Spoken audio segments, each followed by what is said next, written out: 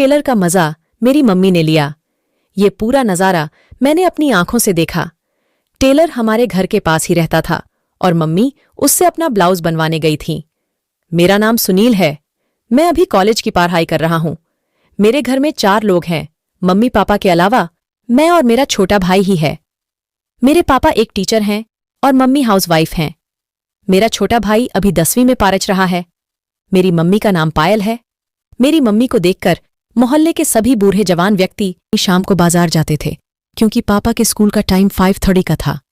जब भी मेरी मम्मी बाजार जाती तो मोहल्ले के सारे लोग मेरी मम्मी के ऊपर लाइन मारने की कोशिश करते। और तो और बाजार में दुकान वाले भी मेरी मम्मी के साथ डबल मीनिंग वाली बात करते थे।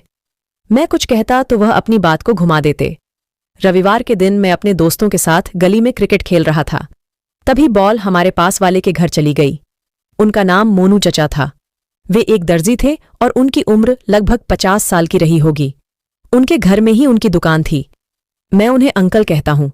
मैं उनके घर बॉल लेने गया तो बोले, बेटा बहुत अच्छा खेल लेते हो। मैंने कहा, हाँ धन्यवाद अंकल जी। मैं बॉल लेकर जाने लगा। जैसे ही मैं गेट के बाहर पहुंचा तो मुझे कुछ सुनाई दिया। मैंने चुपके से छुपकर सुना तो अंकल फोन पर किसी से कह रहे थे, अरे क्या बताऊं भाई, मैं तो इस लड़के की मम्मी का दीवाना हो गया हूं। अब तो रहा नहीं जाता। मैंने सोचा कि यह कैसी बात कर रहे हैं। तभी कुछ देर बाद वे बोले कि हाँ यार, क्या माल मिला है रमेश को। तो मैं समझ गया कि ये मेरी मम्मी की बात कर रहा है, क्योंकि रमेश मेरे पापा का नाम है। उनकी बात सुनने के बाद मैं घर आ गया। मैंने खाना खाया और सो गया। जब मैं उठा तो मम्मी अपनी किसी सहेली से बात कर रही थीं और पापा टीवी देख रहे थे। मेरी मम्मी बोल रही थी, हाँ यार, मुझे भी एक ब्लाउज सिलवाना है। हमारे पास में ही एक भैया जी रहते हैं। एक ब्लाउज तो मैं उन्हीं से बनवाकर देखूंगी। अच्छी फिटिंग आई तो फिर तुझे भी बताती हूं। उनकी यही सब बातें चल रही थीं। मैं बाहर चला गया। फिर अगले दिन मम्मी और मेरा छोटा भाई सोनू अंकल के यहां गए। मैंने भी उनका पीछा किया। मम्मी और छोटू अंदर गए। मोनू अंकल मेरी मम्मी को देखकर एकदम आश्चर्यचकित हो गया और हैरानी से बोला, अरे आप यहां पर। हालांकि वह अंदर ही अंदर कितना खुश हो रहा था, ये तो शायद मुझे उसकी आंखें देखकर ही पता चल रहा था। फिर मम्मी ने कहा, जी मुझे एक ब्लाउज सिलवाना है। अंकल ने कहा, हाँ जी जरूर सिल दूंगा। मम्मी बोली, बैकलेस बनवाना है। अंकल ने कहा, हाँ जी बैकलेस भी सिल दूंगा। मम्मी ने उसे कपड़ा दे दिया। फिर उसने मम्मी से कहा, जी नाप भी दीजिए। मम्मी ने एक ब्लाउज दिया कि इसी साइज का सिल दीजिए। पर अंकल बोले, अगर आपको। फिर अंकल ने मम्मी से कहा, बहन जी क्या भाई साहब बहुत व्यस्त रहते हैं। मम्मी बोली, हाँ। अंकल ने धीरे से कहा, क्या कमाल की है। मम्मी ने सुन लिया पर उन्होंने कुछ नहीं बोला। फिर मम्मी और छोटू नाप देकर आने लगे तो अंकल बोले कि आप बहुत खूबसूरत हैं। मम्मी मुस्कुराकर घर की तरफ बढ़ गई। दूसरे दिन मैंने मम्मी को फोन पर बातें करते देखा। मैं छिपकर उनकी बातें सुनने लगा। मम्मी बोल रही थी कि कहाँ यार, मेरी 4 साल से हुई ही नहीं है। तभी उस तरफ से आंटी बोली, मैं तो हर हफ्ते करती ही हूं। मम्मी बोली, कैसे। वे बोली, कोई ना कोई सवारी करने वाला मिल ही जाता है। तभी मम्मी ने बताया कि ब्लाउज का नाप देते समय अंकल कैसी कैसी बात कर रहा था। थोड़ी देर बाद आंटी बोली, ये तो तेरे पास अपनी प्यास मिटाने का अच्छा मौका है। मम्मी बोली, टेलर से। तो आंटी बोली, हाँ 2 बार तो मैंने भी अपने दर्जी के साथ किया है। तभी मेरी मम्मी बोली, ठीक है चल सोचती हूं, अभी घर का काम करना है, फोन रखती हूं। आंटी बोली, हाँ ठीक है।